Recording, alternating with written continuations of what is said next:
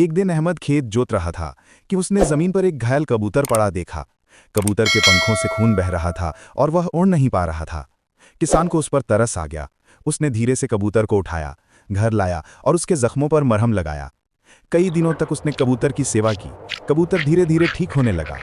जब कबूतर पूरी तरह स्वस्थ हो गया तो किसान उसे खिड़की के पास ले गया ताकि वह आज़ादी से आसमान में उड़ सके। कबूतर ने किसान की ओर देखा, आंखों में चमक लिए पंख फड़फड़ाए और उड़ने से पहले मीठी आवाज में बोला, अहमद भाई, तुमने मेरी जान बचाई है। मैं कोई साधारण कबूतर नहीं बल्कि जादुई दुनिया से आया हूँ। तुम्हें अपनी नेकी का फल जरूर मिलेगा। आज शाम को अपने खेत के किनारे जाकर जमीन खोदना, वहां तुम्हें सोने का एक बक्सा मिलेगा। किसान हैरान रह गया। यह कहकर कबूतर आसमान में उड़ गया और बादलों में गायब हो गया। शाम होने पर किसान मन ही मन सोचता रहा कि शायद यह कोई सपना है, लेकिन फिर भी उसने हिम्मत जुटाई और कबूतर द्वारा बताई गई जगह पर खुदाई शुरू कर दी।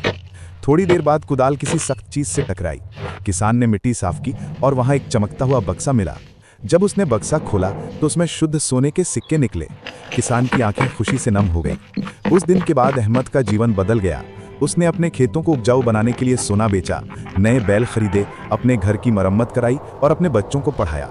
लेकिन सबसे जरूरी बात यह थी कि वह घमंडी नहीं हुआ। उसने गरीबों की मदद करना शुरू कर दिया और गांव के सभी लोगों के साथ प्यार से पेश आया। गांव वाले अक्सर पूछते थे, अहमद, तुम अचानक इतने अमीर कैसे हो गए? किसान मुस्कुराया और बस इतना ही कहा, यह सब अल्लाह की रहमत और एक छोटी सी चिड़िया की दुआ का नतीजा है। इस कहानी की सीख यह है कि नेकी कभी बेकार नहीं जाती। नेकी का एक छोटा सा काम भी इंसान की जिंदगी बदल सकता है।